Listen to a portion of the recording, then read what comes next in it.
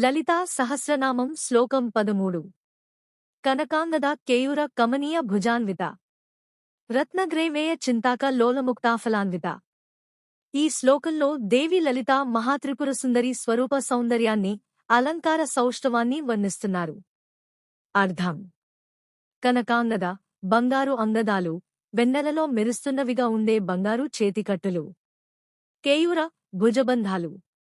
కమనీయ భుజాన్విత ఆమెకు ఆకర్షణీయమైన భుజాలు కలవారు.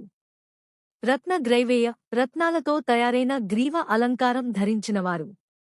చింతాక చింతామణి రత్నం. లోల ముక్తాఫల అన్విత కదులుతున్న ముత్యాల మాల ధరించినవారు. ఆమె కనులు చెదిరే బంగారు అంగదాలు మరియు కేయూరాలను ధరించి అందంగా మెరిసే భుజాలతో శోభిల్లుతోంది.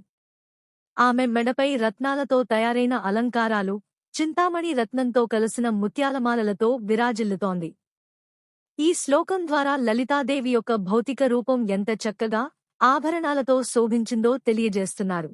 మీకు ఈ వీడియో నచ్చితే లైక్ చేయండి, షేర్ చేయండి, సబ్స్క్రైబ్ చేయండి.